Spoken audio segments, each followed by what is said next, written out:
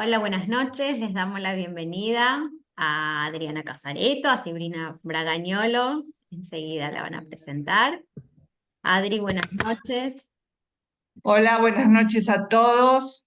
Un gusto estar aquí con ustedes en este viernes antes del descanso de fin de semana. Tenemos el enorme gusto de recibir hoy, va a tener un intensivo Silvina, porque hoy tiene el curso breve, hoy y la semana que viene. El segundo miércoles de julio va a estar en casuística y el cuatrimestre que viene va a estar a cargo de un curso anual, con lo cual presencia de Silvina intensiva en causa y con un gusto, Pobres. con un gusto enorme de contar con su aporte, ¿sí? Bueno, este curso breve, tan esencial en los conceptos y en la articulación clínica que va a dictar hoy Silvina, está articulado, por supuesto, al curso anual que va a dar comienzo en agosto, en el próximo cuatrimestre. Se llama El diagnóstico en la clínica, tema esencial, central, troncal de nuestra práctica. Y le estoy muy agradecida por haber, digamos, tomado este tema en los términos de un aporte verdaderamente a nuestro quehacer. La voy a presentar. Silvina Bragañolo es licenciada en psicología, miembro de la Escuela de la Orientación Lacaniana y de la Asociación Mundial del Psicoanálisis. Es maestranda en la Universidad de San Martín en clínica psicoanalítica, docente y tutora de varias materias y prácticas profesionales en la UBA y también en la UCES, especialmente en psicopatología, con acento ahí. Fue terapeuta, admisora y docente en el equipo de Pausa, en la institución de la cual es miembro, en la EOL, y también con experiencia clínica institucional y en consultorios, en consulta particular, con adolescentes y adultos. Bienvenida Silvia, un gusto enorme compartir esta noche contigo. Bueno, Adriana, muchísimas gracias. A mi vez, yo les quiero agradecer a ustedes y para mí es un enorme placer estar en este espacio que conozco hace tiempo y que, bueno, ahora voy a estar en calidad de docente. Así que, bueno, ya empiezo mis funciones docentes hoy de esta manera. Buenas noches a todos y espero que ustedes puedan participar. Eh, si tienen alguna pregunta, que ustedes puedan levantar la mano. Mi idea es poder hablar un rato. Los que me conocen, veo gente que me conoce por ahí, saben que puedo hablar 3 horas seguidas, pero no lo voy a hacer, dura 1 hora y media. Así que vamos a tratar de respetar más o menos los tiempos.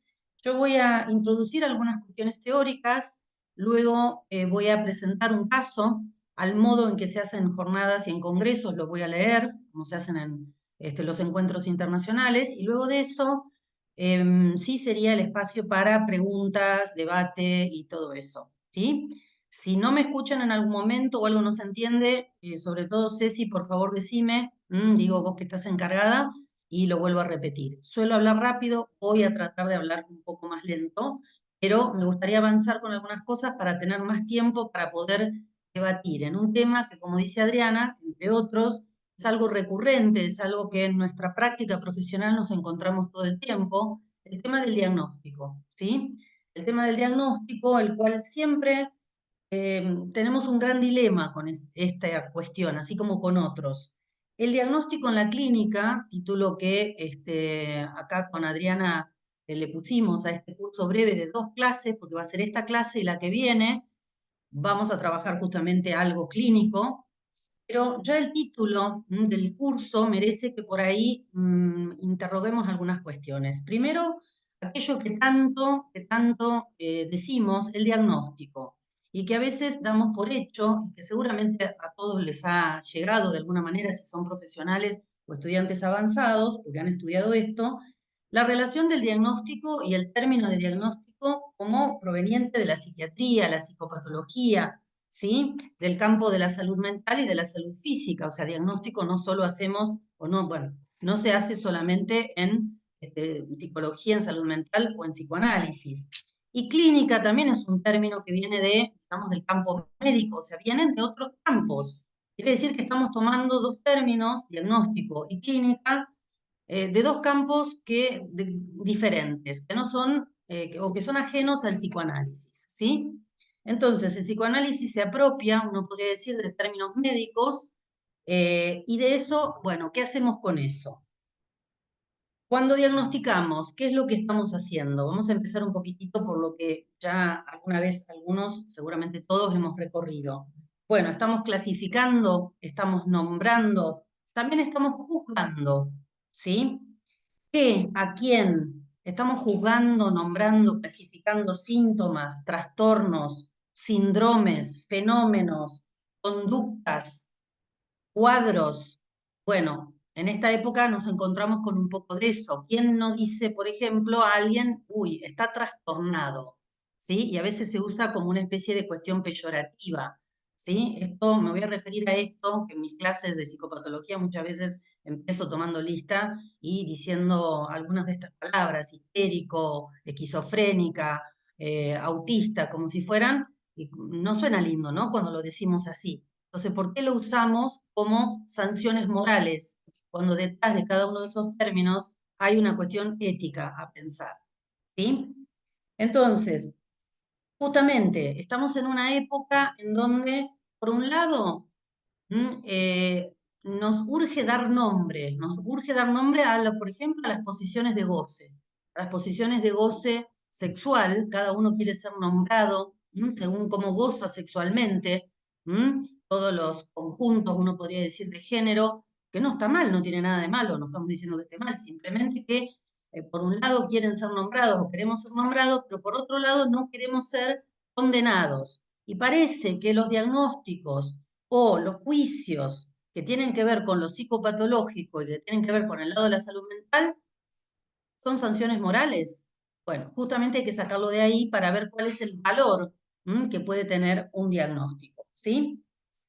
Entonces, no, justamente nosotros en psicoanálisis, y si nos ponemos en una función y una posición analítica, cosa que no somos per se, sino que nos ubicamos en esa posición, ¿sí? Y es una formación y una construcción también ocupar el lugar de un analista, ¿sí? Porque cuando vamos al supermercado no estamos en la posición analítica, a ver, vamos a decirlo de una manera sencilla, ¿sí? Entonces, cuando ocupamos esta función, ¿qué estamos y a quién estamos diagnosticando y para qué? ¿Sí? Preguntas que son obvias, pero a la vez esenciales.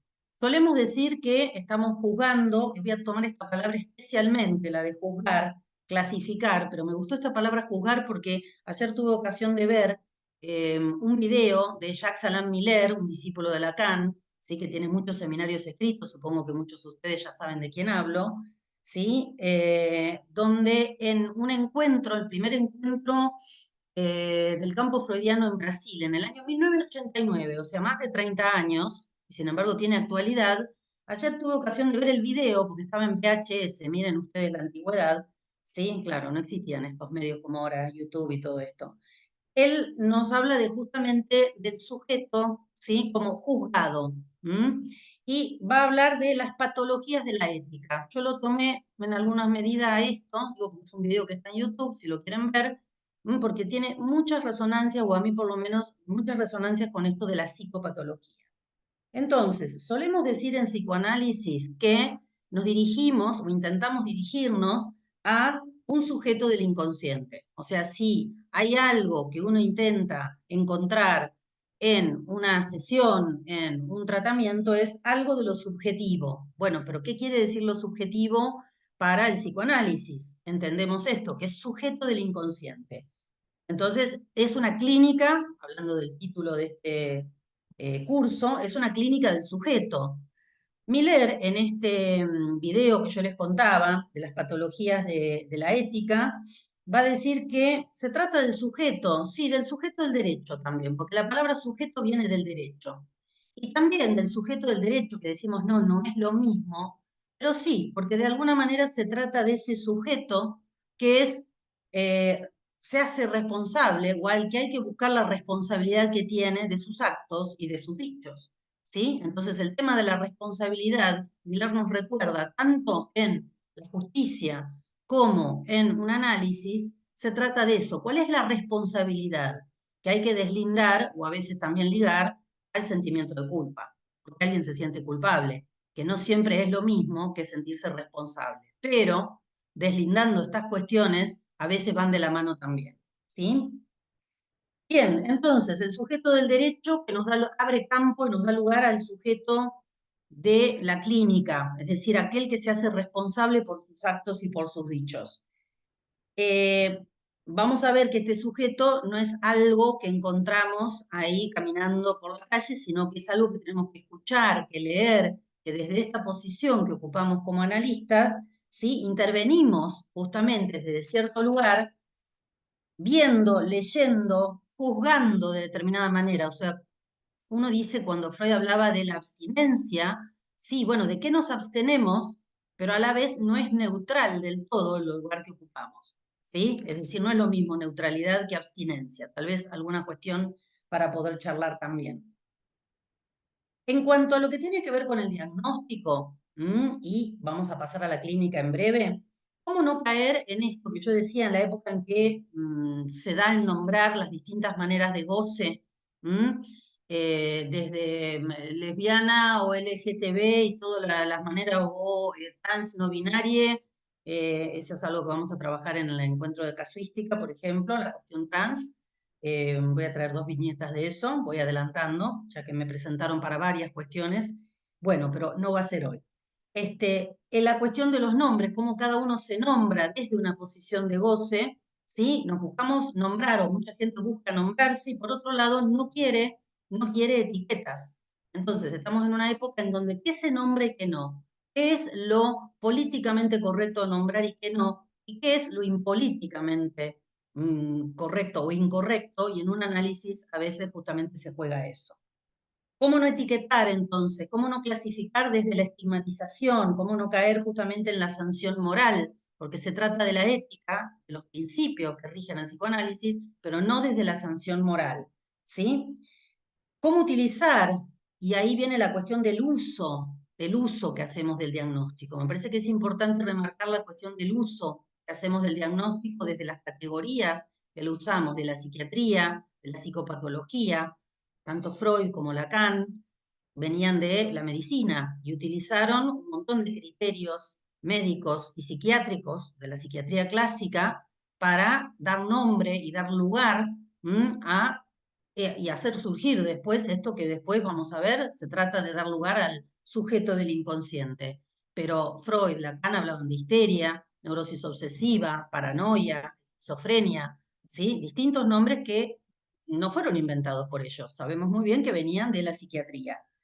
Bueno, de nuevo, cómo estas categorías, podríamos decir, algunas de ellas luego puestas en formas de estructura, y que no vamos a leer entonces solo los fenómenos, sino llevarlo a lo que tiene que ver la estructura, desde la primera enseñanza de Lacan, y los anudamientos, podemos pensar desde una segunda enseñanza de Lacan, cómo estas categorías se ponen en tensión y para qué nos sirven, qué valor le damos, ¿sí? No por una cuestión utilitaria, sino qué valor le damos en un tratamiento. Es decir, cuál es la ética por la cual alguien en posición de analista juzga, clasifica a alguien que viene a consultar con su padecimiento y intentando hacer comparecer, lo digo de esta manera a propósito, comparecer al sujeto del inconsciente que se presenta cuando puede, cuando sale, no ahí donde por ahí uno pretende encontrarlo, y menos desde un lugar, digamos, yoico, sino justamente ahí donde menos uno quisiera, donde el paciente menos quisiera que aparezca, es ahí donde aparece, ¿sí? Entonces, el analista desde su posición va a leer, va a ver, tratando de no comprender muy rápido, como nos dice Lacan, no comprendamos tan rápido ciertas cosas, ese saber no sabido por esta persona que viene y desde un lugar subjetivo, cómo leerlo, este saber del inconsciente, cómo interpretarlo, en qué momento. Bueno, el diagnóstico también, cómo construirlo, así como se construye, y así como llevamos adelante un tratamiento y hacemos señalamientos, interpretaciones, cómo se va construyendo en transferencia, porque no es sin la transferencia, no es sin ese lazo, que se construye un diagnóstico. ¿Y para qué? ¿Para qué lo usamos al diagnóstico? Bueno, lo usamos en principio para marcar un rumbo de tratamiento, ¿sí? Es decir, esto ya lo veníamos sabiendo, creo que muchos de ustedes ya lo practican y lo saben, pero parece que a veces nos olvidamos, ¿sí? Y entonces rápidamente a veces decimos, ay, este es un histérico, este es un neurótico obsesivo, uy, qué esquizo esto. Bueno, antes de usarlo como epítetos, como yo decía antes, por ahí convendría tomarse un tiempo antes de hacer esa categorización, ese juzgamiento. Entonces, antes de juzgar, tomarse el tiempo de leer eso que se presenta, esos fenómenos que se nos presentan en forma de palabras, silencios, actos, ¿sí? Porque esos son los fenómenos con los que nos encontramos, ¿sí? Alucinaciones, fallidos, etcétera, ¿sí? ¿Qué hacemos con eso que se nos presenta y cómo lo escuchamos? Porque esa es nuestra responsabilidad. Así como del lado del paciente, que en todo caso se convertirá o no en analizante, está la de hablar de todo lo que se le ocurra, de parte del analista está esa atención flotante que decía Freud, es decir, atender a esto que aparece y que puede abrir a algo inesperado, que puede abrir a algo que no está planeado, no está ninguna sesión planeada. Aun cuando la persona que viene a consultar venga con todo, cree que viene con todo planeado, ¿sí? Lo mejor suele ocurrir cuando aparece eso que no está planeado, ¿sí? Digo, es cuando, ay, yo no sabía que iba a hablar de esto, no sé cómo me encontré hablando de esto si yo venía a hablar de otra cosa. ¿Sí? O esto que a veces dicen los pacientes, hoy no sé de qué hablar, no preparé la sesión, un poco para decirlo de alguna manera, ¿sí? Bien, volviendo a la cuestión clínica y al diagnóstico, también solemos decir que el diagnóstico es una conjetura, es decir, es una hipótesis que vamos construyendo y armando desde que se presenta alguien que consulta, al principio es eso, un consultante, y vamos construyendo esa hipótesis y vamos armándolo de nuevo. ¿Para qué? Para un rumbo de algún tratamiento. Para eso hay que darle un tiempo activo, no es esperar y ver cómo crece, es esperar y escuchar y dar tiempo, que va a contrapelo por ahí de la inmediatez, la eficiencia y algunos ciertos como cuestiones de mandato que hay de la época. Vamos a contrapelo en eso con el psicoanálisis, ¿sí? Entonces con el diagnóstico también se nos pide muchas veces un diagnóstico ya, y entonces eso abre, cierra, obtura o permite un tratamiento. Bueno, de eso se trata, que un nombrar, ¿qué valor tiene el nombrar? Entre los humanos sabemos que el nombrar puede tener efectos muy positivos, pero también puede tener efectos muy negativos. Entonces, ¿cuándo se nombra? ¿Cuándo no? ¿Cuándo se clasifica? ¿Cuándo no? Bien, esto es justamente lo que con este primer caso y después en el curso que desde agosto pienso dar, bueno, la idea es poder poner en tensión. Entonces, de nuevo, un tratamiento, decimos que un diagnóstico permita y nos oriente a nosotros y también al paciente que viene buscando alguna respuesta, y en el mejor de los casos se le abrirán algunas preguntas también, ¿sí? Que implique ese despliegue de ese saber. Es decir, el que viene, sabemos que viene y termina trabajando sobre ese saber que no sabe qué porta. Y está en nosotros abrir a ese trabajo. Y a partir de que ese que viene trabaja para intentar desplegar algo de su saber inconsciente, nosotros vamos leyendo ahí algunas cuestiones, entre ellos cierta posición subjetiva. Bueno, ¿qué posición subjetiva? Neurótica, psicótica, un anudamiento, una solución, lo podemos leer desde distintos momentos de las teorizaciones de Lacan y, ¿por qué no, freudianas? Pero como analistas también, nosotros nos tenemos que dejar, a ver, no es como un mandamiento, pero es algo que ocurre, hay que dejarse tomar, ¿sí? Hay que dejarse tomar en transferencia por ese que viene, y entonces no es, aunque uno sea la misma persona, uno no es el mismo o la misma analista con cada uno de los pacientes o consultantes que vienen, ¿sí? Por ahí con uno despliega algo del humor, por ahí con otro uno comparte alguna cuestión, con otro uno se mantiene serio. Entonces los semblantes que cada uno va a ir manejando en función de lo que se presenta, y eso puede ser calculado o no. A veces es algo que también no está planeado de parte del analista. A veces hay intervenciones que no están planeadas, ¿no? Bien, ya me estoy metiendo con el tema de interpretación y estamos con el diagnóstico. Se supone que entonces la abstinencia nuestra es escuchar, ¿sí? Escuchar con la oreja, con los ojos, a veces en medio de la pantalla, también con los ruidos que hay hoy en día con la cuestión virtual, ¿sí? Entonces, dejarnos tomar, escuchar, pero no dejamos de leer en transferencia también. El tema es en qué tiempo, en qué momento leemos, en qué momento intervenimos, cuándo mejor no. Silencios, palabras, no apurarnos a dar sentido, ¿sí? Bueno, esto como indicaciones. Y con el diagnóstico también. Es necesario que en una primera entrevista tengamos ya armado el diagnóstico.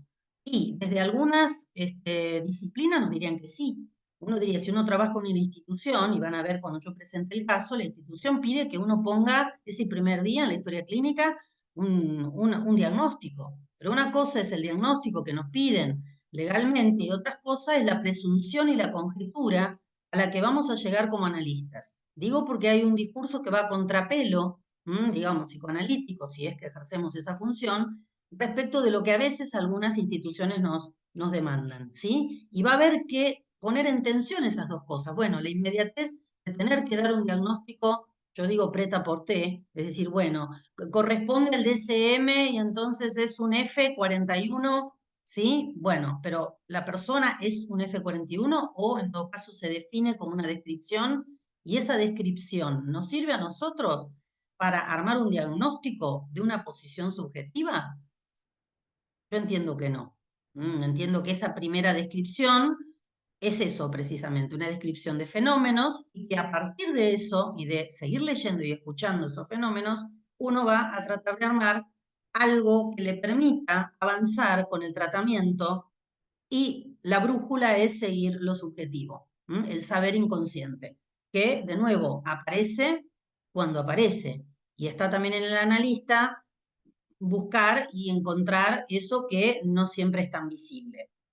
Entonces, si hablamos de diagnóstico, estamos hablando de una generalidad. Ahora, esa generalidad no la vamos a construir desde un protocolo. No hay un protocolo por el cual si marcamos tantos tildes va a ser un diagnóstico y si no el otro. Por lo menos en psicoanálisis no. Apuntamos a lo más singular. Lo más singular es lo que viene a decir cada paciente, cada analizante, y es esos significantes y esas representaciones, y son muy diferentes a las de otro.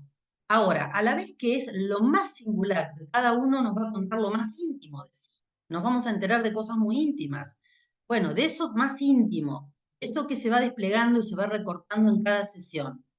¿Cómo leer algo que después quizás pueda en un diagnóstico ser similar y a la vez diferente de lo que le pasa a otro paciente, con otro significante, desde otra subjetividad y otra singularidad, podemos decir? Sin embargo, compartir el diagnóstico de histeria o neurosis obsesiva o psicosis, ¿sí? Entonces, nosotros los analistas partimos de lo más singular, de escuchar eso que al principio no se entiende muy bien qué es y no tenemos que apurarnos en comprender, pero estamos leyendo y escuchando desde cierta posición para desde lo más singular en algún momento ir a lo más general, que sería, bueno, el diagnóstico. ¿Sí? Bien, esta es nuestra responsabilidad. Algo que me interesa decir, y siempre lo digo, recordemos que los analistas no buscamos la salud mental. Y esto es algo que uno diría, ¿cómo que no buscamos la salud mental? No, los analistas no vamos buscando una normalidad. Justamente la cuestionamos y por eso muchas veces se ha abierto la discusión y el dilema es ¿para qué diagnosticar o no en psicoanálisis? Si no buscamos una normalidad, bueno, entonces todo es posible, sería esto. No hay norma, entonces falta la norma. Sin embargo, hay ciertos principios, hay una ética. Esto es una disciplina, no es cualquier cosa. Entonces, no es lo mismo, puedo decir, jugar al ajedrez que jugar, qué sé yo, al bingo. Freud era muy afecto a hacer las comparaciones con el juego de ajedrez, ¿no? Las aperturas y los cierres. Bueno, muy bien. ¿A qué juego jugamos cuando en un análisis o cuando atendemos a alguien y apuntamos a un análisis? ¿Sí? De eso que intentamos llegar a lo subjetivo.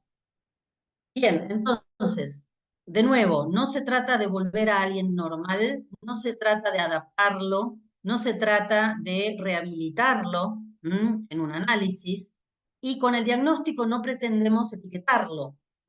Entonces, sepamos esto, no es dar una etiqueta y nos quedamos tranquilos, es poner en tensión, localizar como una brújula dónde está el sujeto, cuál es la posición subjetiva. ¿Sí? Recordemos que si hablamos de una clínica del sujeto, esto implica una desarmonía con lo normal. O sea, una clínica del sujeto a la cual se supone que los analistas nos dedicamos, en un análisis nos dedicamos, es a tratar de escuchar esa desarmonía. ¿Sí? Esa desarmonía que, por ejemplo, Lacan la planteaba en términos de no hay proporción sexual, no hay relación sexual. Es decir, no hay una medida justa dentro de lo sexual, dentro y fuera de lo sexual. ¿Sí? Entonces, partimos de una ausencia de una regla general que nos marque como normales, y sin embargo hay principios que nos guían. ¿Sí? Entonces, diagnosticar es un acto de juzgar, pero ese acto no es universalizable, no es universal, no es automatizable, no lo podemos hacer por protocolo, ¿sí? Tan, digamos, en boga hoy en día, que qué lindo los protocolos porque parece que nos dan la seguridad, nos dan una garantía. Bueno, no está esa garantía y es justamente el acto analítico, ¿sí? De alguna manera el que va marcando esto. Es decir, bueno, no hay una garantía de que porque hagamos un tilde de tantos ítems, tengamos una neurosis obsesiva o tengamos una histeria, que para empezar, nadie es una histeria o es una neurosis obsesiva. En todo caso, hay un sujeto en esa posición. ¿Sí? Bien, entonces, si no se trata de una armonía, si no se trata de normalizar, nos la vamos a tener que ver con esa ausencia de una regla, con esa ausencia de esa proporción sexual que nos dice Freud, de ese no hay, en donde, como en un diagnóstico articular, justamente lo particular y lo más singular de un sujeto, que no siempre es lo mismo, y lo más general, ¿sí? El que va a estar entonces, y esto lo dice Miller en este video que yo les contaba, de las patologías de la ética, el que va a estar en el banquillo de los acusados, del acusado, va a ser el sujeto, ¿sí? Pero no para culpabilizarlo más, sino para que dé cuenta de ese saber que no sabe, ¿sí? ¿Cómo nos diferenciamos? Y ahí Miller nombraba, por ejemplo, a un tal George Canguilhem, que se pregunta qué es la psicología, donde de alguna manera Canguilhem dice que la psicología puede ir de la mano de la policía y de la justicia, si nos ponemos en el lugar de rehabilitar y querer adaptar. Bueno, no es ese nuestro lugar, ¿sí? La clínica psicoanalítica, va a decir Miller, no es una psicopatología. Que la utilicemos es una cosa. ¿Y para qué la utilizamos? Bueno, es lo que tenemos que poner en tensión en cada caso. El diagnóstico caso por caso. ¿Sí? Y con esto, entonces, yo ya entro a lo que quería contarles hoy o leerles hoy. Hasta ahora, aunque haya aparecido, no estuve leyendo, yo soy de la vieja guardia, vengo con los papeles, y quiero leerles un caso que presenté ya hace tiempo y que tal vez pues, nos pueda dar ocasión para pensar alguna de estas cuestiones generales.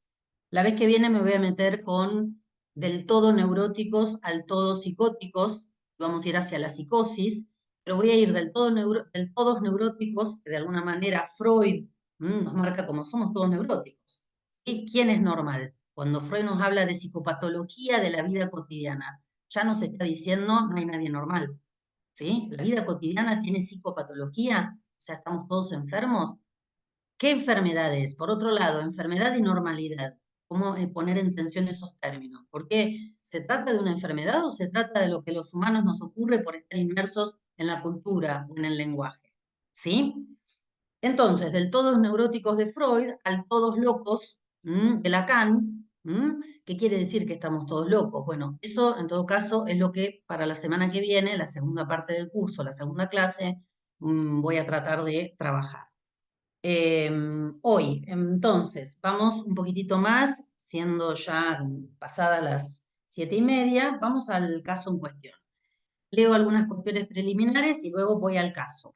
Voy a tratar de ir más despacio, así me siguen, ¿sí? Bien, este caso yo le puse distintos nombres a lo largo de distintas jornadas. En uno de las jornadas le puse la inmediatez y los diagnósticos generalizados. Y en otras jornadas lo llamé de ataques y de fobias, un síntoma ni actual ni colectivo. Con esto hay cierta ironía en este título, porque síntomas actuales es lo que se da a llamar a ciertos fenómenos de la época, que sabemos muy bien no siempre corresponden a las estructuras que conocemos, por lo menos desde la primera clínica de Lacan, ¿sí? Porque alguien tenga una anorexia, no podemos decir si es una histeria o se trata de una psicosis, ¿sí? Y bueno, y lo del colectivo ahora veremos por qué, en todo caso. Luego, ataques y fobias. Parece que ataques y fobias, y sobre todo lo que hoy en día, hablando de fenómenos actuales o síntomas actuales, se dan llamar ataques de pánico, muy rápidamente suelen ser llamados a, es una fobia. ¿Es lo mismo un ataque de pánico que una fobia? Bueno, para empezar, algunos ya hacen así. No, no es lo mismo. Alguien puede venir diciendo que tiene un ataque de pánico y puede ser un gran ataque de angustia, podría ser una fobia o puede ser un desencadenamiento psicótico. Entonces tenemos que tener mucho cuidado a la hora de tomar las nuevas categorías, así como las antiguas, como las de la de psiquiatría clásica, como para justamente ver qué es lo que estamos usando. Cuando hay categorías nuevas que también desde el psicoanálisis va tomando, ¿sí? Y vamos viendo qué hacemos con ellas, ¿sí? Pero sin dejar de apuntar a eso que llamamos la clínica del sujeto. Bien, voy a leer entonces una breve introducción y paso al material. Me hago algunas preguntas para comenzar. ¿Cómo se localiza un síntoma subjetivo frente a los imperativos actuales de rapidez, máxima eficacia, soluciones estándares y diagnósticos prêt-à-porter? Intento establecer, en este caso, cómo se ordenaron ciertos fenómenos para construir, sí, construir un síntoma en el tratamiento de una urgencia. Muchas veces hay que construirlo al síntoma. El síntoma no viene ya elaborado, por ahí como en el caso Juanito, ¿sí? Hay que construirlo durante el tratamiento. Desde allí, cómo medir el riesgo inicial y definir un diagnóstico en un equipo profesional, que no obture y permita un rumbo en la cura. ¿Qué manejo de la medicación, de la transferencia y de la angustia lo hace posible? Bien, paso entonces al caso. Yo le fui poniendo subtítulos, además de estos dos títulos que les marqué, que alguna vez yo usé, inmediatez y los diagnósticos generalizados, y por otro lado, de ataques y fobias, un síntoma ni actual ni colectivo. A cada apartado tiene que ver con una parte del tratamiento, ¿sí? El primer apartado, los ataques y la angustia. P, una joven de 28 años, acude a una institución de consultorios externos acompañada por su madre, luego de asistir varias veces a la guardia de un hospital, ya que desde hace un tiempo se siente sumamente angustiada y llora todo el tiempo. ¿Están escuchando bien, no? ¿Por ahora me siguen? Bien. Sí. No puede estar sola ni salir sin compañía a la calle. No logra conciliar el sueño y se siente descontrolada. Solo quiere morirse y desaparecer. En la consulta no para de hablar atropelladamente y de muchas cosas a la vez. Físicamente da la sensación de estar desarmada, como si le costara sostenerse en pie. Aparece como toda encorvada, ¿sí? Y como si el cuerpo fuera un flan. Con esfuerzo, cuenta que vive con su novio hace más de un año, pero que ahora no quiere que él la toque, ya que le recuerda la cara de un tipo que intentó abusar de ella hace tiempo. Dejó de trabajar hace un mes. La aquejan distintos dolores físicos, pero lo que la asusta a ella y a su familia son la angustia y los ataques de pánico. El peor de ellos fue hace unos años. Sentía en el cuerpo, y esto es lo que dice ella, se me caían las paredes en el cuerpo. Hace un mes vio a su padre, al cual no veía hace tiempo, y eso la conmocionó. Dice, estuve sin ver a mi padre por 17 años. Desde que lo vi, me quiero morir. Quisiera irme con mis abuelos, que ya no están muertos. En el equipo profesional de la institución surge una duda en relación al riesgo y, por qué no, cierta duda diagnóstica, precisamente por lo desordenado de los elementos que se presentan. El primer intento, al escucharla, será justamente acotar lo que dice y se la deriva a psiquiatría, ya que venía de tomar distintas medicaciones. O sea, por un lado se le ofrece la escucha tratando de acotar, de que no se vaya tan a la deriva con su verborragia, y por otro lado se la deriva a psiquiatría porque había un desorden de medicaciones que era mejor también ordenar. En las entrevistas iniciales, con cautela en mis intervenciones, busco dar forma al relato. Ella dice que necesita que la protejan, pero a la vez no quiere que le estén encima.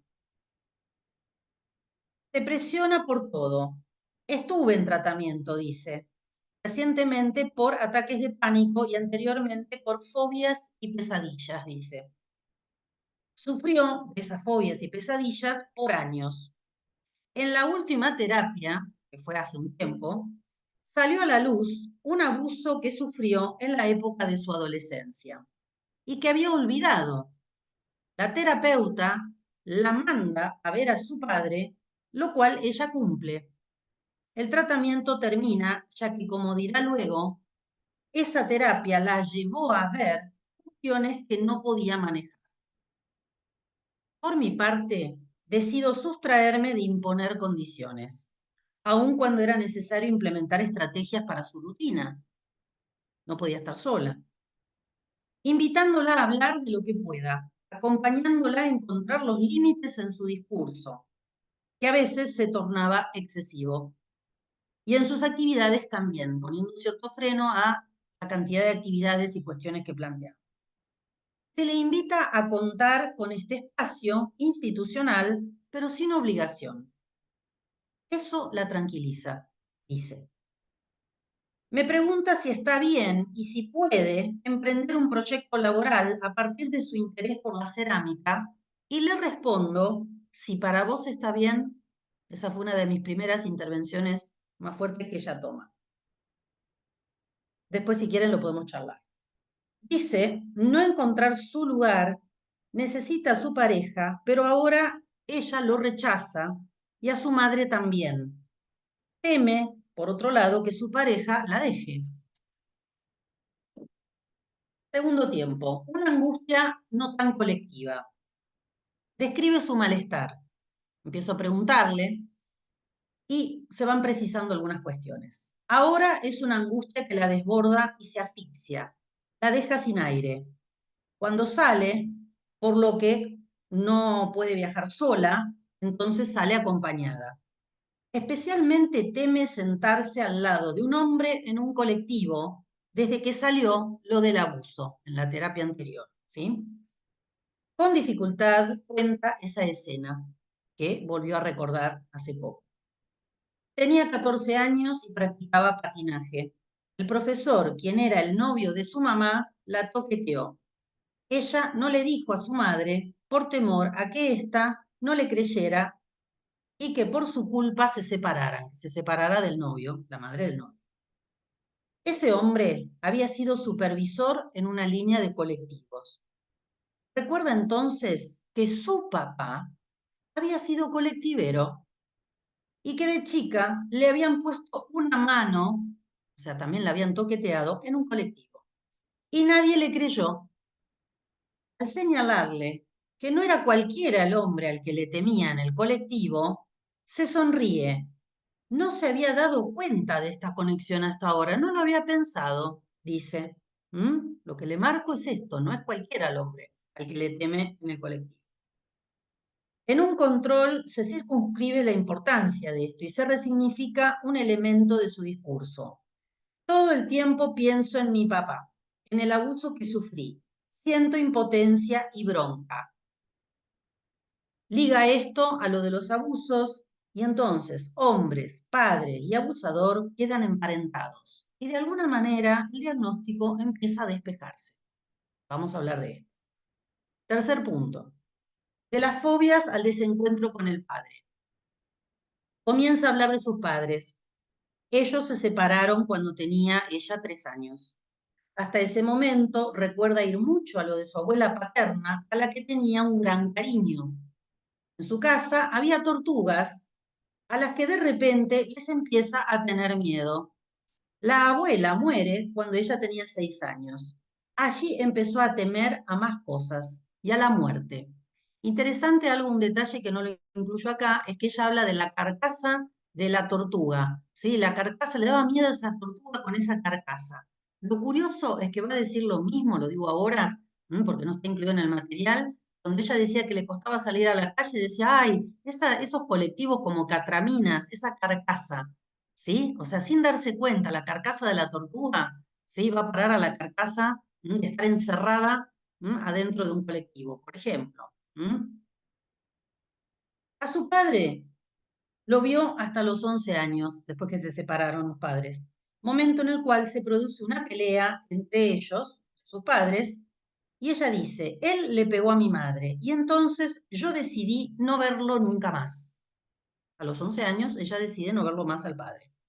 Sin embargo, lo vuelve a ver hace un mes, empujada por la terapeuta, ya que no entiende y quiere preguntarle por qué él no los buscó más a ella y a su hermano menor. Lo que encuentra la deja anodada. Esta respuesta a ella le hace daño. Él dejó de vernos porque se llevaba mal, y esta es la respuesta del padre. Él dejó de vernos porque se llevaba mal con su esposa, o sea, su madre, y para no tener problemas con ella. Pero lo que el padre le dice es, los dejé de ver para no llevarme mal con mi esposa. ¿Sí? Si bien esa respuesta es similar a lo que le dio su madre, siente que esa explicación no tiene justificación. No lo puede perdonar. Se encontró con un desconocido y desde entonces cambió su relación con su novio y sentía que se quería morir de su propio novio, ¿sí? Se le interroga por esta decisión de no ver a su padre, contrapuesto a la dependencia de la decisión de los demás. Ella que siempre está buscando la decisión de los demás, me pregunta si puede hacer un emprendimiento con cerámica y se sonríe. Siguiente punto. Después vamos a volver a esto de el lugar del desconocido y el lugar del padre, como que sin lugar. Cuarto, los hombres y las mujeres de sus sueños. A partir de aquí, relata algunas de sus pesadillas que según ella últimamente cambiaron un poco. Relato algunas de esas pesadillas. Un linchera le agarra la bicicleta que ella estaba atando, ella intenta detenerlo, pero no puede. Se da cuenta de que se metía en algo que no se tenía que meter. Ella intentaba pegarle. Ese es el sueño.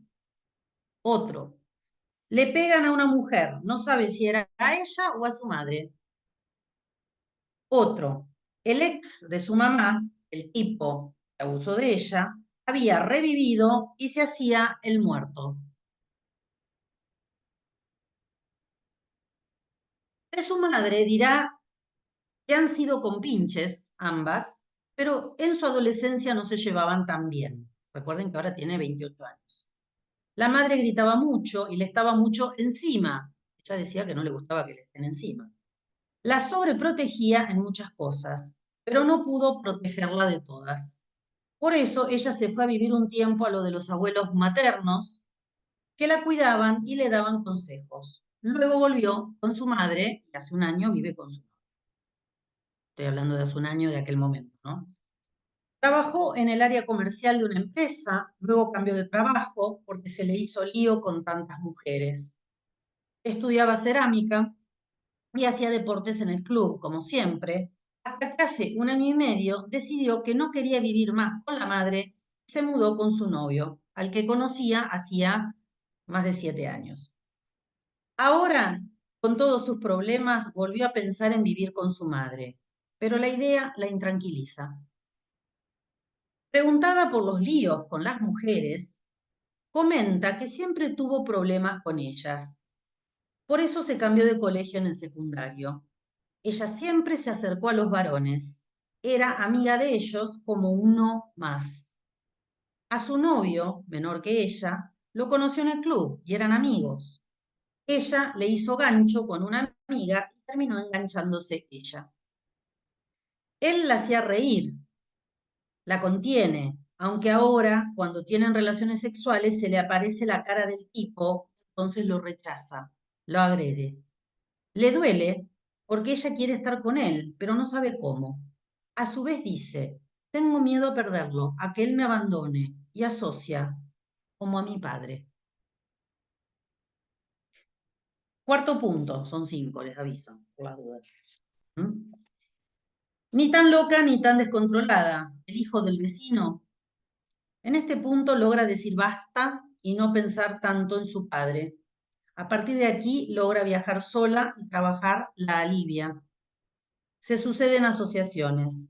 Recuerda que ella necesitó siempre protección, pero no le gusta que la controlen. A su vez, que su madre siempre se apoyó en ella y no siempre supo protegerla. Siempre se dijo que mi papá estaba loco, pero era mi mamá la que se la pasaba gritando sin parar. Ante la pregunta sobre quién le decía basta a su madre, responde sorprendida y se ríe, era yo. Siempre tuvo una actitud machista, se refiere a ella, fuerte, y me la banqué como cualquier hijo de vecino. Concluye que para su mamá ella nunca fue una señorita. Por lo que sabe, su madre hubiera preferido un varón en su lugar. Interesante lo del hijo del vecino, ir tomando algunas notas de algunos dichos en donde yo la voy interrogando. La pregunta que supone el síntoma, lo que se va configurando es el síntoma junto con el diagnóstico. Luego de unos meses de tratamiento, el padre, ella cuenta, se contacta con ella y eso le produce malestar, pero por primera vez logra poner en palabras y decirle, duele que un padre se olvide de sus hijos. La angustia ha cedido y comienza a hablar de sus dolores físicos, no solo de las lesiones por practicar deportes, sino de lo que siente cuando está con su novio y los dolores menstruales. Le subrayo acerca de estos dolores femeninos. Los sueños dejan de ser tan feos y más bien la introducen a ciertas preguntas. Últimos sueños, ya no pesadillas, dice que son sueños.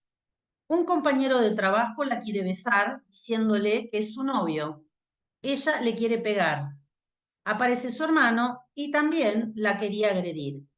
Le señalo, la agresión con los hombres. A lo que ella agrega, ¿por qué rechazo a los hombres ahora? 2. Segundo sueño. Estaba buceando en una pileta y alguien, una mujer, se pregunta, me empuja y la deja sin respiración. Pide ayuda a su hermano, pero este no acude. Finalmente busca la manera de salir de esa pileta. Interrogada por la mujer que la empuja, se ríe y dice, ¿puede ser mi madre? En una de las últimas entrevistas en la institución, después siguió en privado, dice sentirse cómoda aquí, ya que aunque a veces no sepa qué tiene que ver, siempre se trata de ella. Ahora puede manejar algunas cosas sin ser empujada. Bueno, hasta acá el caso. Y si les parece, abrimos algunas cuestiones. Yo puedo contar unas cuantas, ¿sí? Pero si les parece, no sé qué les parece a ustedes, abrimos un poco a que hagan comentarios, preguntas, y yo les voy diciendo mi lectura de lo que por ahí está entredicho en el caso, ¿sí? Sí.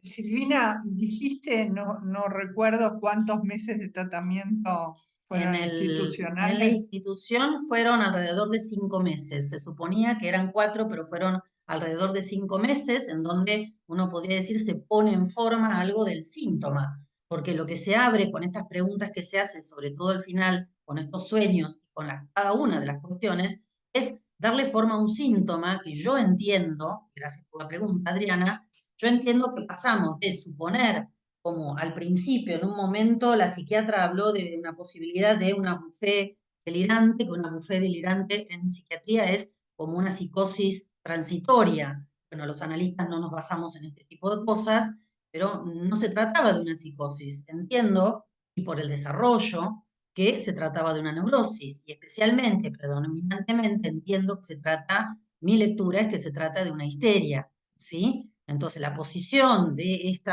sujeto es una posición histérica, pero donde algo había caído de una manera en donde la dejaba del lado de la absoluta angustia, sin que agarrarse, ¿sí? Entonces ahí podemos pensar en esto que Lacan nos habla en la primera enseñanza, pero retoma en la segunda como cuarto nudo o como justamente la carretera principal, algo justamente de la función paterna parecía caída, ¿sí? La función paterna, no solo el papá de la realidad, la función paterna parecía caída. Y es en todo caso lo que de alguna manera se va, diríamos, reconstruyendo o armando, ¿sí? Alguna versión de alguna función que ponga límite en este tratamiento, ¿sí? Ella se había quedado sin eso. ¿Mm? Bueno, abro algunas cosas porque yo puedo seguir hablando, ya les dije, un montón de tiempo. Prefiero escucharlos a ustedes, y después decir algunas cosas más. Silvia, ahí en el Me, chat hay una pregunta de Darío Feldman que es no sobre el caso, sino sobre el desarrollo que venías haciendo antes, y dice, Freud escribió la pérdida de realidad en las neurosis y la psicosis. Lacan, todo el mundo es loco. ¿Hay validez todavía de las estructuras clínicas o es más continuista?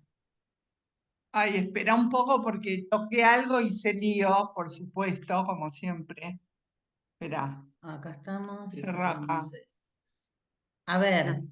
uno podría decir ambas cosas son válidas, porque Lacan no abandona las estructuras, ¿sí? Por, en todo caso, ponerle acento a los Bájalo, nudos, bájalo. ¿sí? A ver si Ahí podemos, ahora está. sí. Teníamos un problema que se abrieron un montón de cosas que nos pasan con la virtualidad. Bueno, entonces, respecto de la pregunta de, perdón, ¿quién es el que hace la pregunta? ¿Me repites el Darío, nombre? Darío. Darío. Darío, respecto de esto es una cuestión que es muy interesante trabajar y poner en tensión en psicopatología, en la psicopatología entre comillas que podemos armar desde el psicoanálisis, siempre entendiendo que psicopatología y psicoanálisis son dos términos como el agua y el aceite. Entonces, bueno, vamos a tener que ver de dónde tomamos.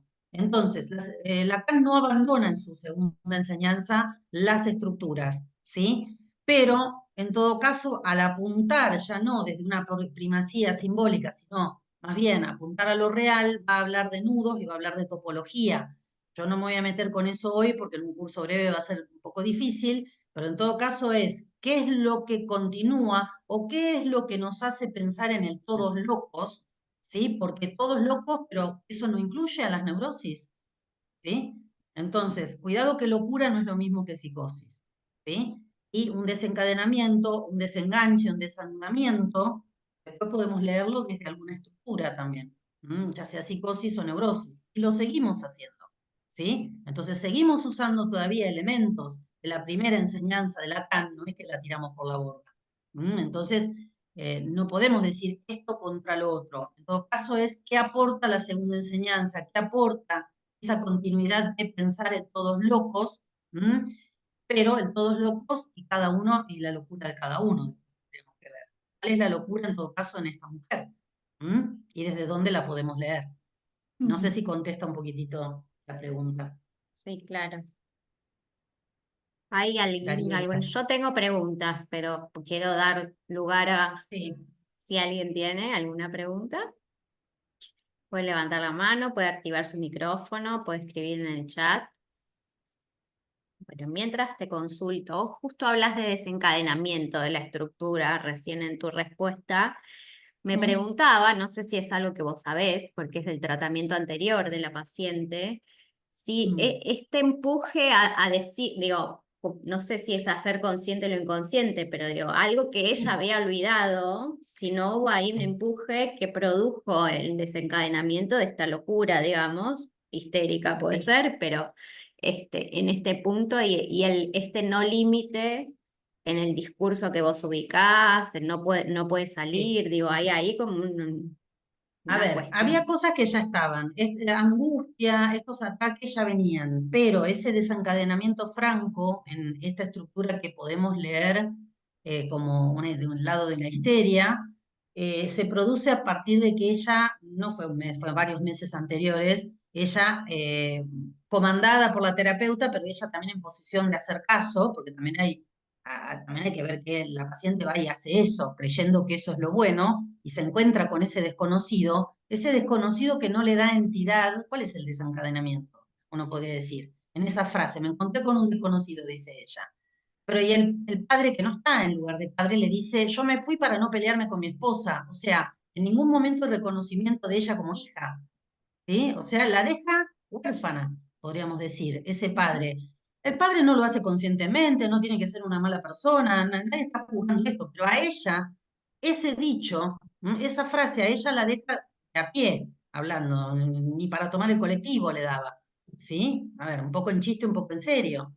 ¿Mm? Sí, sí. Ahora es muy interesante porque eso ya se lo había dicho la madre y sin embargo el efecto se produce cuando es el padre que refrenda los dichos de la madre. Eso es muy interesante. Sí, cuando ella se confronta con ese al cual tiene que construir en un análisis, porque ella construye esta versión del padre bueno, en este tratamiento, podríamos decir. No sé si en 4 meses uno puede hablar de análisis, después esto continuó, se convirtió en un análisis, ¿sí? En donde, si se quiere, se pueden encontrar varios de los elementos de la histeria, donde yo digo en un momento, cuando ella empieza a ligar un elemento con el otro y uno dice, hay una representación que va a parar, digamos, a otra representación y se ligan, uno dice, bueno, ya tenemos la base de cualquier neurosis, ¿no? Ujú, claro, sí. Y me Bueno, parece también, sí, no, dale. Sí, sí. no, que es interesante ubicar esto que vos decís, digo, de la urgencia a las entrevistas preliminares donde algo, el síntoma se pone en forma y el modo también de hacer diagnóstico. Me parece digo, que venimos hablando del diagnóstico, que decías que es un acto, digamos, en el Ujú. punto de un diagnóstico analítico y no etiquetar por etiquetar o dar un nombre solamente. Y el modo de prueba, digamos, de la estructura, o sea, con tus intervenciones, cuando vos apuntás a algo de lo metafórico o armar esta serie entre el hombre, el padre, el abusador. Estoy em, viendo, estoy probando. Es una apuesta que hace un analista, por eso yo hablo de cierto acto ahí, en donde uno tendrá que corroborar o no, o retroceder ahí, ¿sí? Hasta dónde uno hace un señalamiento y dice, bueno, hasta acá, porque esto uno se va a encontrar con que hasta ese momento no se sabía. Neurosis, psicosis, histeria, neurosis obsesiva, no lo sabíamos. Te Ujú. agradezco la pregunta porque esta cuestión de la urgencia, justamente, en esta institución justamente se tomaban casos de cierta urgencia subjetiva en consultorios externos, no casos para emergencia o internación. Entonces se evaluaba qué grado de, entre comillas, urgencia. Entonces, urgencia subjetiva, ¿qué quería decir? Bueno, toda una cuestión para trabajar, porque uno puede decir, muchas veces los pacientes vienen con lo que le urge de la insatisfacción o del padecimiento de sesión a sesión a veces, ¿sí? Me pasó esto, no podía esperar a venir a contar esto, y por ahí uno no dice mucho y sin embargo se alivian por poder contarlo. O a veces, bueno, depende de la intervención que uno haga. Entonces, el tiempo de hablar, el tiempo de acotar, el tiempo de intervenir, el tiempo también de tomarnos para no juzgar tan rápido si era una psicosis, si mejor medicarla o no medicarla, decir, ¿se trataba de la buffet delirante o se trataba de otra cosa? Y hubo que esperarlo a eso, hubo que construirlo, hubo que tejerlo, a que ella pueda hablar y poder ordenarla y darle ese tiempo, pero un tiempo activo, vuelvo a decir. Un tiempo donde el analista está activo y escuchando, no dormido. Sí, sin embargo, vos también señalás una intervención tuya que me parece que da como un lugar distinto al tratamiento anterior. En este punto, insisto en esto porque me impresiona, digo, este empuje de algunas terapias actuales a esto, ¿no? A decirlo Exacto. todo o a contar. Vos también le decís que acá puede hablar de lo que ella pueda hablar, digamos. O sea, Exactamente. no todo, o sea, ¿no? O sea, Exactamente, porque ese todo, ese hay que hacerlo todo, hay que confrontarse con los miedos, esto que a veces en nombre de la adaptación, de la normalidad, de ciertas cosas, a veces uno mismo tiene que cuidarse de eso, ¿no? Pero bueno, creo que estamos advertidos, quienes estamos en cierta posición analítica, de que forzar a alguien, mira que si vas a ver a tu papá te vas a encontrar, ¿cómo sabemos que esa es la garantía?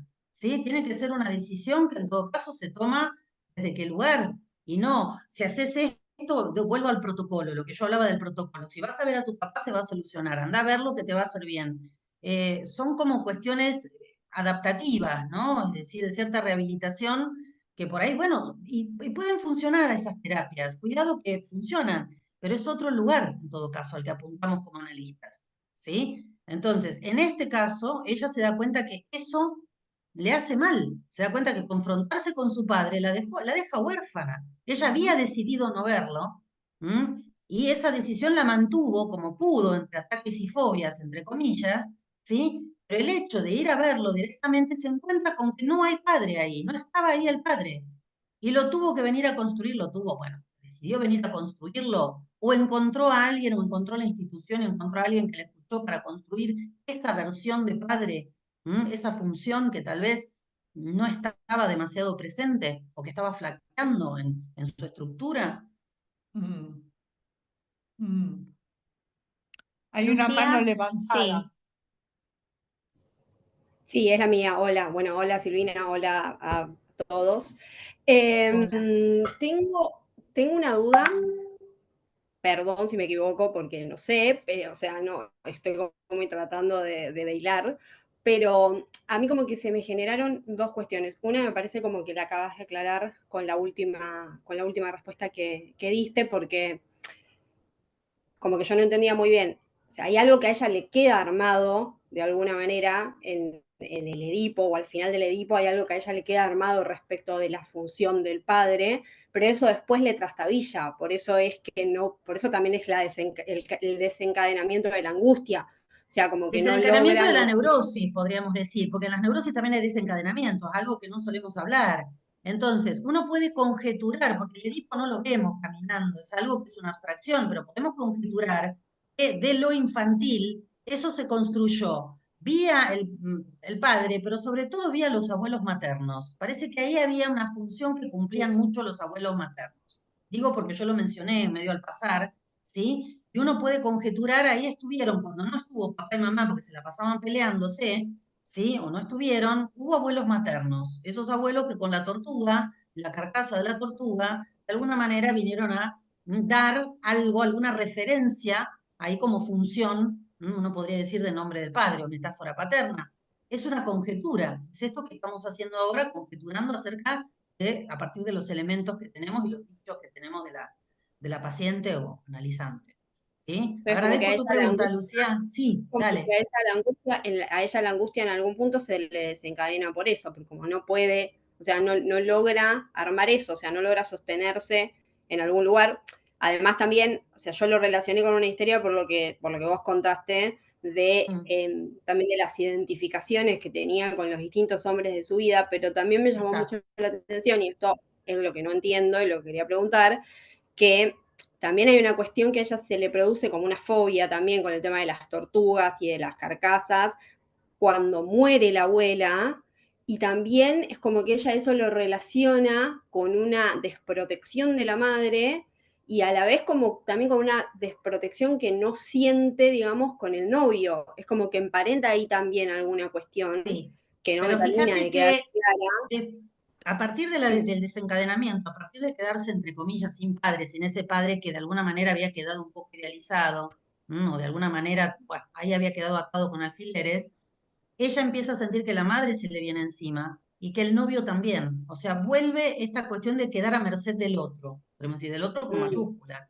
¿sí? Hay algo de quedar a merced del otro, de que no hay freno contra el otro, y eso se le vuelve invasivo, y entonces hay una especie de locura, algo que todos podemos enloquecer, lo sabemos desde las distintas estructuras o anudamientos, podemos enloquecer cuando algo se desanuda o cuando algo se desencadena, ¿sí? En ella, bueno, fue a partir de determinada cuestión, pero ya venía flaqueando, no tenía como de qué agarrarse, ¿sí? Ujú, Y esta madre excesiva, que a la vez era la que le pedía que la acompañara, es decir, ese exceso de la madre, que quizá podríamos pensar algo del estrago, pero bueno, de una manera muy light, ¿sí? Porque ujú. hay algo de lo edípico acá en juego que ella no puede poner en función. Y entonces ahí la función de esto que podemos llamar fobia, la fobia al colectivo, la fobia a la tortuga, le arma esto que, como se arma en todo síntoma, es decir, la fobia como modelo de síntoma, arma un acá puedo, acá no puedo, de esto sufro, de esto no sufro. Si sufro por esto, no Mm, sufro de esto otro. Pensemos en la función de un mm. síntoma, y no nos apuremos a sacar síntomas y hacerlos desaparecer muy rápidamente. Por eso también me Porque, bueno, imagino que es que cuando vos le simbolizás de alguna manera la función del padre, o sea, como que le das ese lugar, como para que ella también pueda de alguna manera decidir algunas cosas sobre su propia vida, ella también siente o tiene este último sueño que vos decís de que ya no necesita como que la empujen, o sea, sí. También es eso, porque, a ver, ella construye un padre desde sus significantes. No hace falta que vaya a ver al padre de la realidad, hablando de lo que Ceci mencionaba hace un rato. No es el padre del ambiente, dice Lacan, es la construcción del padre. Y eso se hace con los significantes que ella puede armar a un padre en análisis. De eso se trata. Lo padre, no es solo el papá. Es decir, sino esa función, hablando del padre, del colectivero, del abusador, de los abuelos, de la madre, ¿sí? Que ella puede armar eso edípico en un tratamiento, y ese es el lugar, esa fue la creación o la construcción. Y junto con esa construcción del síntoma, la construcción del diagnóstico. ¿Mm? Gracias por la pregunta, Lucía. No, gracias a vos. Y hay más preguntas del caso, si no, hay otra de Darío que continúa Dale. con la anterior. Bueno, agradece, dice gracias. Es que para mí hay un cierto limbo entre neurosis graves y psicosis atenuadas u ordinarias. ¿Ahí entraría la locura Bien. neurótica? Se pregunta. ¿Es más de Qué lo bueno. es más Claro, de lo ¿cómo traumático? generalizar esto? Porque Ujú. bien lo que decís, Darío, de respecto a la psicosis ordinaria y las neurosis graves, lo que llamamos hoy las histerias duras, o sin padre, ¿qué serían? Bueno, el tema es cómo lo generalizamos. El tema es que cada diagnóstico lo vamos a tener que comprobar caso por caso. Entonces es muy difícil decir, bueno, hay un limbo. En realidad, trabajamos desde determinado lugar. Nos formamos en la clínica psicoanalítica desde Freud, luego pasamos por la primera enseñanza de Lacan, pero si vamos hacia la última se trata de anudamientos. Entonces, podemos trabajar desde las dos, podemos conservar las estructuras, pero leerlo desde anudamientos que tienen que ver con continuidad o discontinuidad y donde siempre va a haber algo del limbo. ¿Por qué? Porque estamos apuntando a lo real. Lo simbólico no siempre lo va a poder nombrar todo. Pensemos esto también. Si apuntamos ese agujero real, nunca vamos a poder nombrarlo todo, todo, todo, todo. ¿Sí? Entonces no lo pretendamos tampoco. Es decir, el nombrar es un borde siempre alrededor de un agujero. Un diagnóstico es eso. Un síntoma también, podríamos decir. Entonces, ¿cómo hacemos con esta herramienta simbólica desde el psicoanálisis para acercarnos a ese agujero real? ¿Sí? Podríamos decir desde la última clínica. Y entonces, el Todos Locos, los invito y voy a tener en cuenta estas preguntas, Darío, y las preguntas que están haciendo, por ahí para trabajar un poquitito algo de esto. Y eso se puede, quizá, digo como bibliografía, tomar, hay muchos textos, pero por ejemplo, Los Inclasificables de Miller, algunos de los textos, si quieren después puedo recortar algunos para pensar esta cuestión de las neurosis graves o las psicosis ordinarias. Vamos a ver en función de esto si el caso que viene no puede ser algo de eso. Vamos a ver. Bien. Vos podés leer la interrogación de que hiciste el cierre del recorte, la última hoja, cuando ella dice soy yo o algo así. Los sueños, cuando Sí, yo muestro los sueños. léeme esa última frase donde terminas el recorte. Espera un poquito porque tengo como varios papeles acá. Entonces, Cuando después de los sueños, yo digo, interrogada por la mujer que la empuja, se ríe y dice, ¿puede ser mi madre? En esas últimas entrevistas en la institución dice sentirse cómoda en este espacio, ya que aunque a veces no sepa qué tiene que ver, siempre se trata de ella. Ese punto. A mí me Ujú. parece que, bueno, si estamos pensando en el, me voy a poner un poquito más acá, Sí.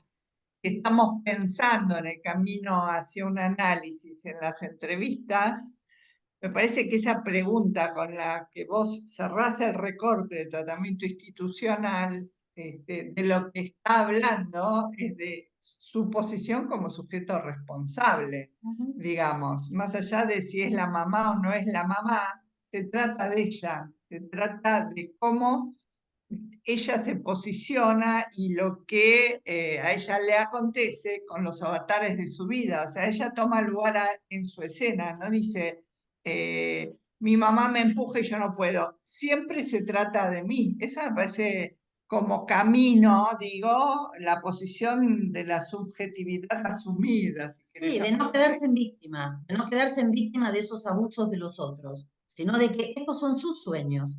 Y entonces ella se puede interrogar por qué sueña estas cosas, sin ser empujada a buscar las cosas, y a la vez en un cierto orden, hablando de la comodidad, cierto orden de a su tiempo, vamos con lo que a ella le ocurre. Ya no es la verborragia del principio, del todo, a lo que vos decías, Ceci, al recortar un algo, un no todo. ¿Sí? Y ese no todo le permite hablar, interrogarse, justamente abrir una pregunta en vez de dar una respuesta o simplemente la angustia masiva que había al principio. Mm, Sin ser empujada, sin mm. empujarla.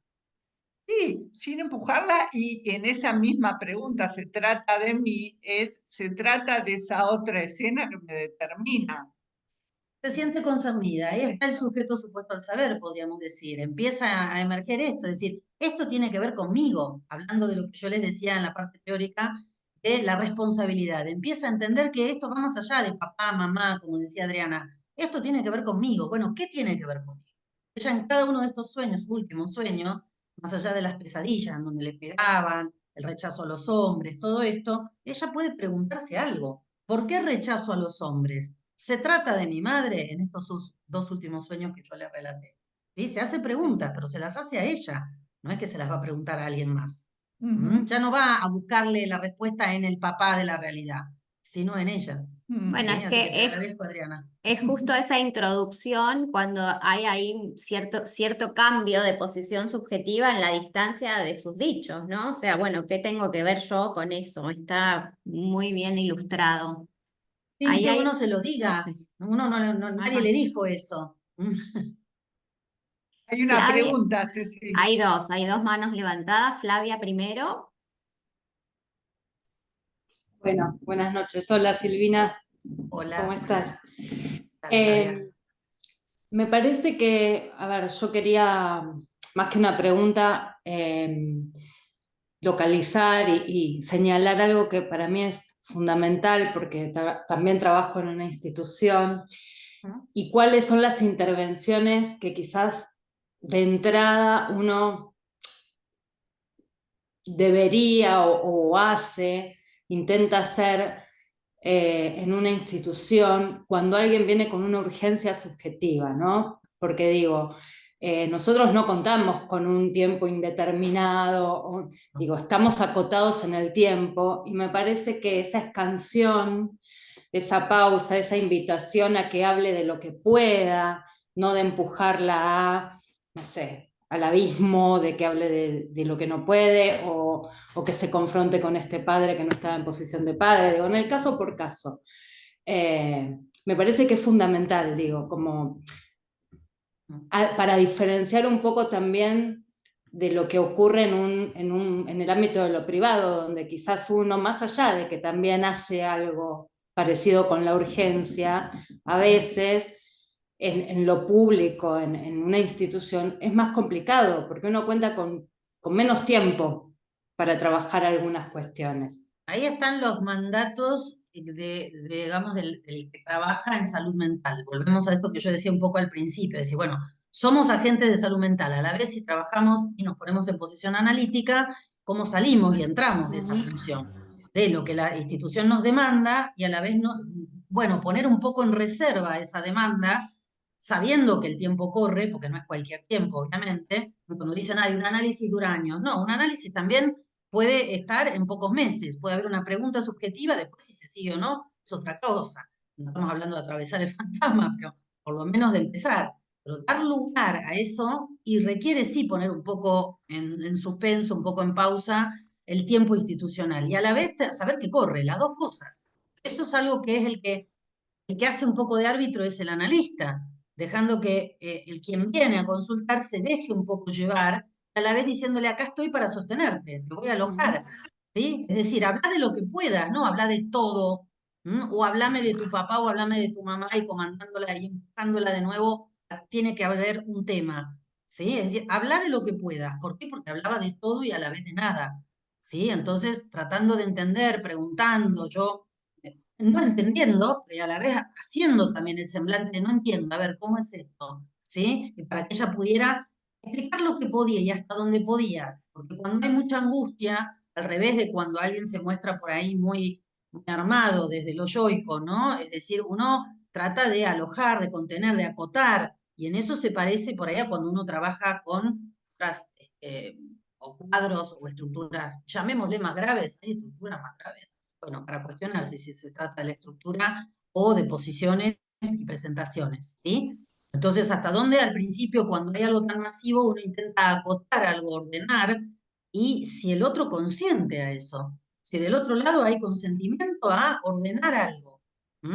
Entonces, entre lo institucional, los tiempos y el tiempo subjetivo que apuntamos a que aparezca y dar lugar a eso.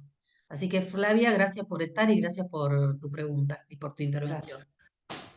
Bueno, ahí la manito que estaba era de Daniela Plancich, que no sé si quiere, Dani. No, me dio un poquito de vergüenza después, por eso la bajé, pero bueno, ya que Dale, Dale. no tengas vergüenza.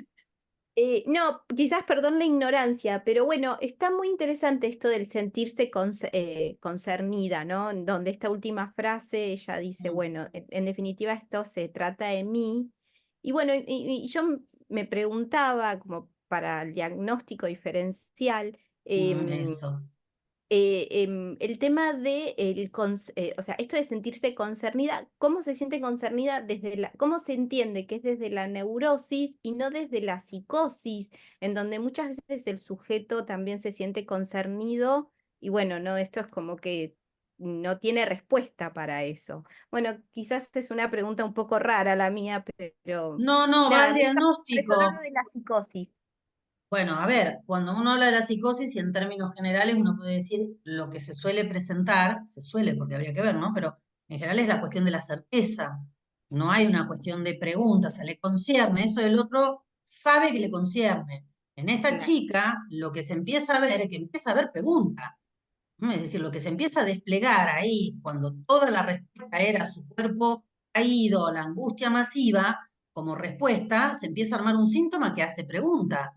Entonces ahí es donde uno empieza a ver la diferencia y por eso empiezo a sospechar, empiezo a conjeturar que la estructura no se trataba de una psicosis como pudimos suponer en un principio, ¿sí? Que la Claro. presentación, y que hay que tener mucho cuidado con esto de las presentaciones, porque hoy en día la angustia masiva es muy común, ¿sí? Entonces, bueno, hay mucha angustia en todos lados, mucho ataque de pánico, entre comillas, por todos lados. ¿Qué quiere decir eso? No lo demos por sentado, ¿sí? Entonces, demos un tiempo a ver si se abre pregunta, pero pregunta, a ver, la psicosis, que los psicóticos no se hacen preguntas, sí, preguntas se hacen, ¿qué hora es? Preguntas, no, digo, me parece tonto lo que digo. Hay preguntas, pero ¿se hace una pregunta de la estructura? No, eso le concierne. En cuanto a lo que tiene que ver con lo más subjetivo, eso le concierne y no hay duda de que el otro le dirige eso. Hay certeza. Entonces hay que apuntar, no estamos hablando de que un psicótico en el hablar no puede hacer preguntas, ¿sí? Estamos hablando de una pregunta subjetiva. Lo que aparece en este caso, y por eso yo termino infiriendo que se trata de una neurosis histérica, es que ella se hace preguntas a partir de los sueños, a partir de su producción inconsciente, ¿sí? Entonces ahí es donde digo, bueno, ahí hay una pregunta versus la certeza de la psicosis o lo masivo de la invasión al otro. Pero el neurótico puede sentirse invadido por el otro. El neurótico o los neuróticos podemos sentirnos ¿sí? Por momentos invadidos y ponernos un poco paranoides. Sepámoslo también eso, para que no sea todo blanco o negro. Me parece que en este limbo que mencionaba un poco Darío, que, bueno, es justamente lo que nos toca discernir y no es tan fácil. ¿Y por qué pensás en el tipo histérico? ¿Por qué lo pienso histérico? Porque hay algo de una identificación, podemos hablar de las identificaciones, lo mencionó creo que Lucía, las identificaciones, y lo pienso de la identificación viril, la identificación histérica, ya sea con la madre, con esa otra amiga, en relación al soporte que le hace a alguno de estos hombres, ¿sí? Estos amigos, ese hijo del vecino que era, para después, o sea, ser una hija anónima. Entonces, hay un lugar desde las identificaciones que a mí me parece que la marcan como que existe y hay la identificación viril, la podíamos localizar. Está la pregunta, está la cuestión del cuerpo que se le va armando de una manera más femenina, es decir, empezar a preguntarse por su cuerpo de mujer. En todo esto que también empieza a decir, no quiero que mi novio se vaya, tengo miedo que se vaya con otra. Aparece la tercera, uno podría decir ahí la otra, con mayúscula. Y si él se va con otra, no lo dice, bueno, no lo explico así, pero hay algo de esto. Entonces, de a poco se va armando, además de la neurosis, y agradezco la pregunta a Adriana, ¿por qué una histeria? Porque va del lado de este lugar de preguntarse si es mujer o es varón, o sea, ¿qué es una mujer? Que es lo que evidentemente no había podido ser puesto en juego porque ella siempre se identificaba a los varones, y ahí aparece el rechazo. Y los últimos sueños la marcan desde un lugar preguntándose algo de eso. ¿Qué es la diferencia con la madre? ¿Cómo no estar empujada por la madre? ¿Y qué tiene que ver con algo de lo femenino? Aparece la pregunta por lo femenino. Mm, Yo lo Ahí entiendo por lo menos. Sí, Muchas gracias. Valentina tiene una pregunta. Hola, sí, yo por ahí vengo pensando algo desde hoy y tampoco me animaba mucho a preguntar, pero bueno, me parece que está re anímense, por bueno eso está esto. habilitarse, sí. No, que pensaba como que hay un momento, pareciera en el tratamiento, que empiezan a aparecer como más las metáforas o las formaciones del inconsciente con esto de los sueños. Y como un poco me preguntaba si eso basta para hacer un diagnóstico diferencial o si tiene que haber algo, por ejemplo, de esta posición, de que ella se pregunte, como, nada, como no estoy tan empapada con la clínica, soy estudiante, nada, como Es buena pregunta, manejar un Valentina. poco eso. A ver, el tema es que toda presentación de un material es un recorte, porque si yo tuviera que contarles en qué momento preciso a mí me aparece la sospecha de que no se trata de una psicosis y que se puede tratar de una neurosis, tendría que ir al devenir de cada una de esas sesiones. Entonces, ¿en qué momento uno por ahí introduce algo o empieza a leer, a sospechar que hay algo de lo metafórico? Porque no fue que de repente ella soñó todo esto junto, esto es un devenir de varios meses. Entonces, en ese devenir uno empieza a leer y cuando uno le empieza a acercar una representación y ella la toma y la asocia con otra, uno dice, ahí hay función de sustitución, ahí hay metáfora. Entonces, eso es lo que uno va pesquisando en la escucha que uno va haciendo en cada una de las sesiones, que por supuesto, al yo resumírselos en un caso, es imposible que ustedes puedan ver todo ese desarrollo y ese devenir. Pero si no, ¿cómo hago para contarles 4 meses, 5 meses o 2 años de un tratamiento? Imposible, ¿no? Entonces van a tener que creerme un poco en que en todo caso esa metáfora se fue desarrollando, o sea, no fue un día, apareció la metáfora. En todo caso, algo que uno le acerca, es decir, algún señalamiento, alguna de las palabras que yo le acerco, ella la toma y entonces tiene valor metafórico. Por eso yo marqué lo del colectivo, colectivero, la carcasa, como uno de los ejemplos. Podría haber otros, pero empieza a haber algo de un valor metafórico de lo que ella trae y va trayendo estos sueños que van teniendo un valor metafórico, pero lo leo así o lo leemos a precup, ¿sí? Esto es en una precup. Así que quédate tranquila que vas a tener tiempo para desarrollarlo, esperemos, con los tiempos que dice Flavia que institucionales que no siempre nos lo permiten, pero vamos a tratar.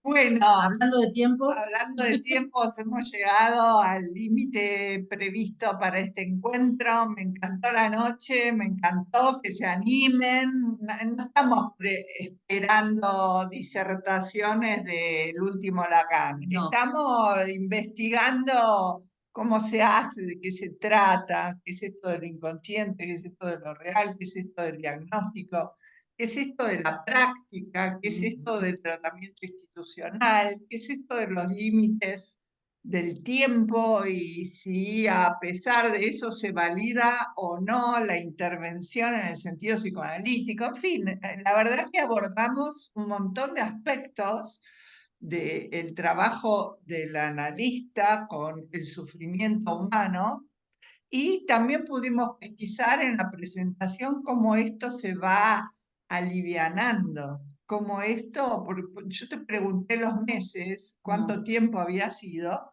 porque Ujú. me parecía que había habido un trabajo muy intenso en ese poquito tiempo. No 2 veces por semana, digamos, Ajá. pero bueno, y después alguna vez con la psiquiatra, pero igual es bastante poco, por eso digo que esa maleabilidad también, uno dice, bueno, quiere decir que ahí estaba, si uno daba lugar, estaba para producir esto que Valentina dice un poco, bueno, ¿dónde está la metáfora? Sí, bueno, encontrarla, si uno la puede leer, a veces no está ahí. Yo les agradezco un montón las preguntas y espero que en la segunda clase, que es la semana que viene, que vengan, que mi idea es presentar algún caso de psicosis, vamos a ver, voy a ver, pero creo que sí, que ustedes se animen, pregunten, ¿no? Yo entiendo y siempre le digo a mis alumnos y a la gente en general, no hay preguntas tontas, ¿sí? Así que Total. a veces las preguntas más tontas o más obvias son las más difíciles de contestar. Seguro, seguro, son más nodales. Bueno, muchísimas gracias, buenas noches y los esperamos la semana que viene. Muchas gracias, Silvina. Gracias a Sí. todos ustedes. Gracias, Bueno, Adriana. un Hasta beso. luego. Gracias. Chao, hasta la Hasta la próxima. próxima. Gracias.